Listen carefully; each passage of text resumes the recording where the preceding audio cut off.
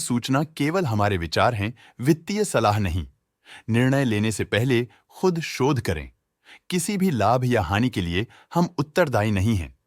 आज हम देख रहे हैं वीएसटी टिलर्स ट्रैक्टर्स लिमिटेड के 2025-26 Q1 की standalone financial performance. Starting with the sales, पिछले क्वार्टर से सेल्स में -6% का डिक्रीज हुआ है, मगर कंपनी ने पिछले साल के मुकाबले 48% का सेल्स इंक्रीज रिपोर्ट किया। Expenses -6% quarter on quarter decrease हो गए हैं, जो साल भर के 38% के राइज के साथ अलाइन करता है। एक्सपेंसेस में डिक्रीज अच्छा है, लेकिन सेल्स में डिक्रीज निराशा की बात है। इस पीरियड में कंपनी की ऑपरेटिंग प्रॉफिट परफॉर्मेंस स्टेबल रहा और पिछले साल के मुकाबले अप्रॉक्स 2 गुना तक इंक्रीज हुआ।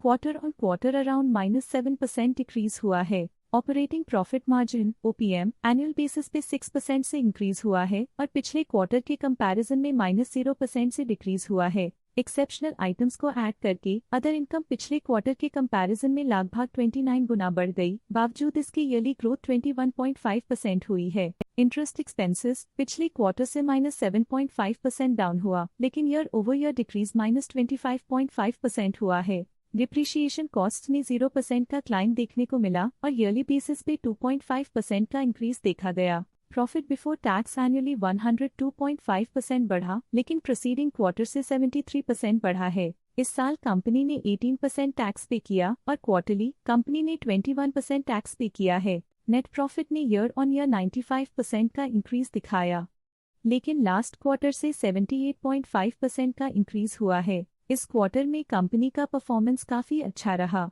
वहीं अगर एनुअल एनालिसिस की बात करें तो इस साल कंपनी का परफॉर्मेंस काफी अच्छा था। अर्निंग्स पर शेयर EPS में साल भर में अप्रॉक्स 2 गुना का इजाफा देखा गया, जो कंपनी की बेहतर परफॉर्मेंस को दिखाता है। साथ ही क्वार्टरली में EPS की अप्रॉक्स 2 गुना की बढ़ोतरी हुई, जो कंपनी की उम्दा परफॉर्मेंस को दिखाता है। इस क्वार्टर में कंपनी का EPS काफी अच्छा रहा। वीएसटी टिलर्स ट्रैक्टर्स लिमिटेड के फाइनेंशियल स्नैपशॉट को रिव्यू करते हुए कुछ मुख्य ट्रेंड्स सामने आए हैं, जो कंपनी की परफॉर्मेंस पर रोशनी डालते हैं। जून 2022 से जून 2025 तक वीएसटी टिलर्स ट्रैक्टर्स लिमिटेड की फाइनेंशियल जर्नी में सबसे पहले बात करते हैं सेल्स की। इस साल सेल्स में लगभग 2.5 गुना की वृद्धि हुई है और पिछले 4 सालों में लगभग 2.5 गुना की वृद्धि हुई है, जो एक निरंतर अपवर्ड ट्रेंड को दर्शाता है।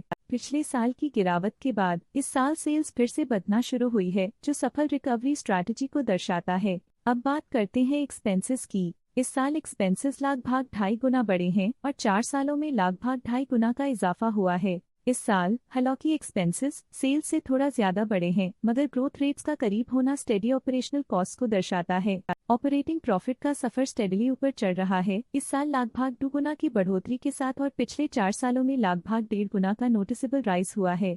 पिछले साल की गिरावट के बाद इस साल ऑपरेटिंग प्रॉफिट में सुधार हुआ है, जो ऑपरेशंस में सफल पलटाव को दर्शाता है। नेट प्रॉफिट का सफर ऊपर की ओर चल पड़ा है। इस साल 18% की चढ़ाई के साथ पिछले 4 सालों में 54% की शानदार वृद्धि हुई है। पिछले साल की सेटबैक के बाद नेट प्रॉफिट में सुधार हुआ है, जो मार्केट ऑपरेशंस में संभव रिकवरी और अडेप्टेबिलिटी को दर्शाता है। इस साल EPS में -18.5% की कमी के बावजूद लंबी अवधि में देखा जाए तो 6.5% की मजबूत वृद्धि हुई है। एक इजाफे के बाद पिछले 2 सालों में EPS गिर रहा है, जो कुछ चैलेंजेस को दर्शाता है जिन्हें स्ट्रेटेजिक रिव्यू की जरूरत है। चलिए अब बात करते हैं शेयर होल्डिंग पैटर्न की।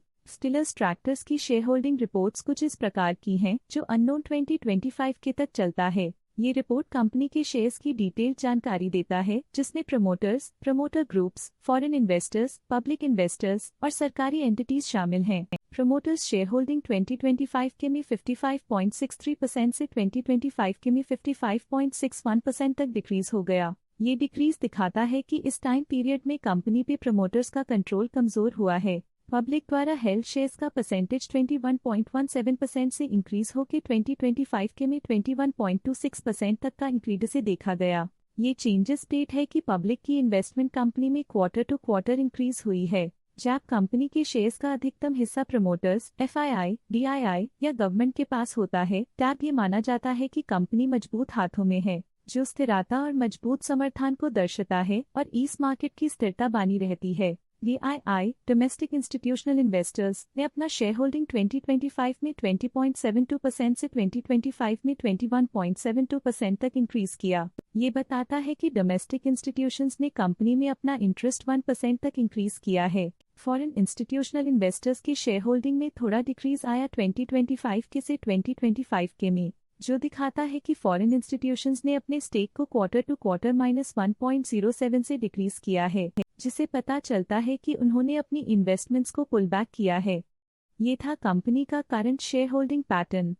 आज के लिए फाइनेंशियल सेक्टर में इतना ही। देखने के लिए धन्यवाद।